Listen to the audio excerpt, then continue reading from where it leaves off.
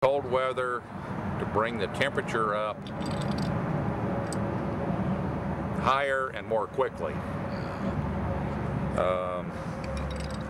Unfortunately, I'm not real comfortable with it. It is designed to force all of the fluid to the cooler at 180 degrees.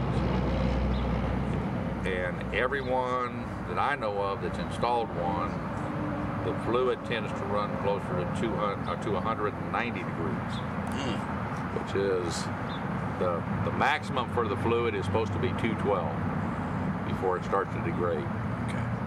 Yeah, 22 degrees to me is just not enough of a comfortable range, especially if you get into mountains, stop and go city traffic, things like that.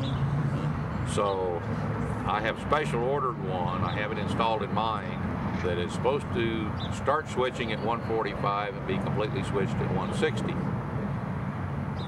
I installed it before I started my trip out here, and driving down the road, it tends to hold around 140 to 143.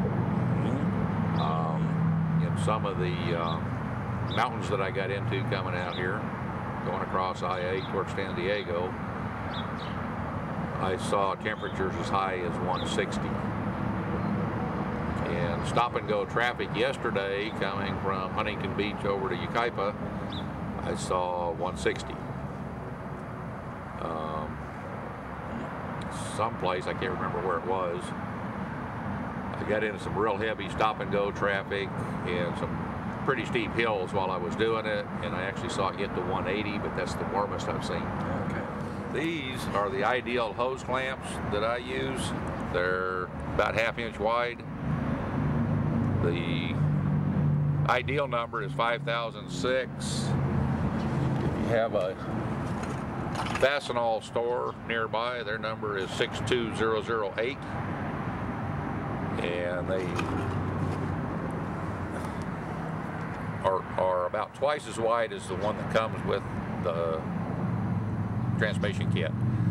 There's a packet of parts that comes with it, and I don't use any of those. There's none of the adapters you need, or I use the wider hose clamps and everything, so I don't use any of them. This is just a matter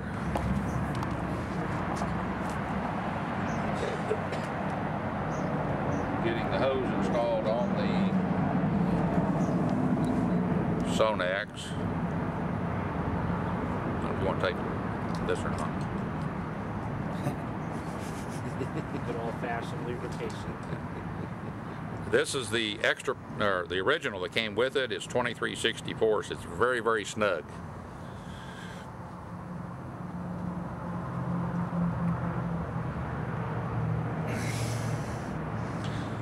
And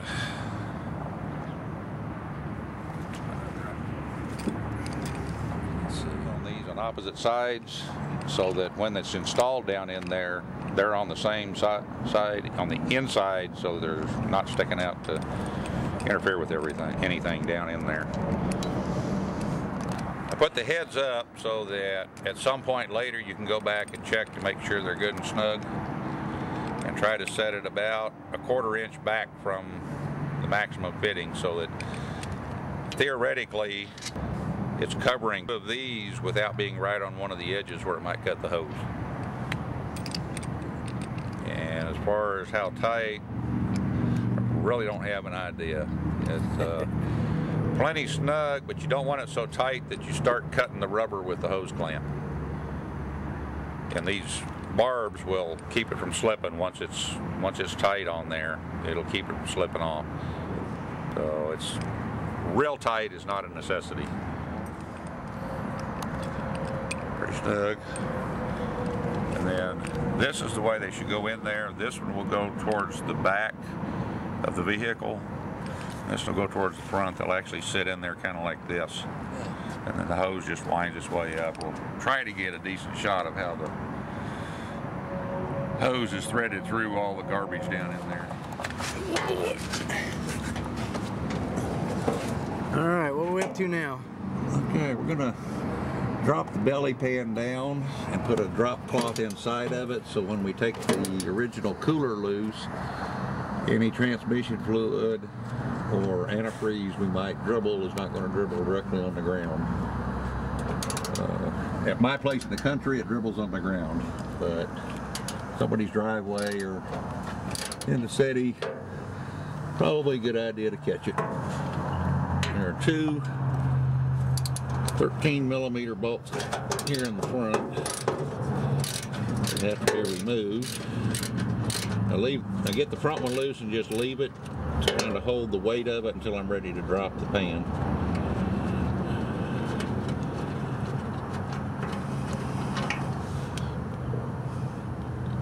And then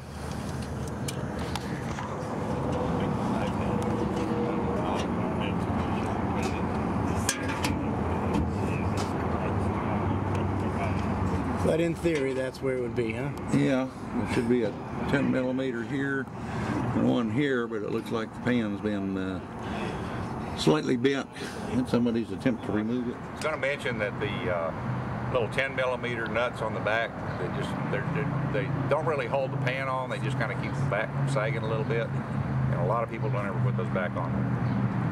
It's not a real necessity.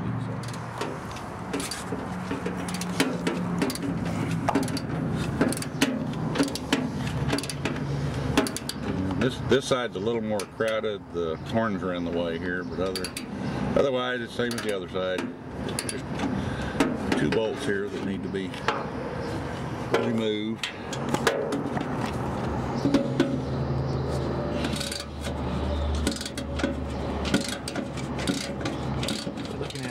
Before you take the front bolts out of the pan, make sure this little hook is hooked in this little hole. That'll keep it from dropping to the ground when you take the bolts out. And then once the bolts are loose, you lift it just a little bit, you push this towards the back, and unlatch it, and then the whole front of the pan will come on down on the ground. This stuff up in there. The original shower curtains were really great for this. They're not good for the shower, but they're great for a drop cloth. So you don't even take it out of there, you just leave it there. Yeah. I try not to loosen the banjo bolts on the cooler until I'm sure everything's here. We don't have to worry about any leaks or anything if you have to put it back together. This is the ratchet, long extension, swivel joint, and 8mm hex. And that's what takes the banjo bolts out.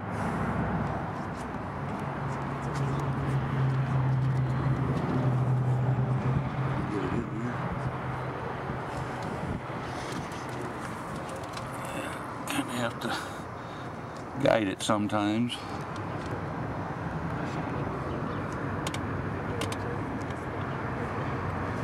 That's the back banjo bolt. Alright, I can get that. Just give me 1 second. Can you? I'm going to try and get in there. And the routing of the extension is relatively critical too, to get the right angle without binding it up someplace. So I'm looking at the banjo bolt right there. Okay. Straight down in. You got 8mm, you said? Into that hole, and then you're going to crank it. Hex. Crank it out. And that's the one towards the back of the engine. Now, something is, the first time I did one of these, first 3 times, I'm a slow learner. I grabbed it like this to break it loose. And when I did, when it broke loose, my knuckles hit this sharp edge right here. So like I say, I'm a slow learner. But now you go over to the side. This is only supposed to be torqued 25 foot-pounds, according to the manual. But it might be a tad tighter than that. And this one, you can go ahead and take all the way out.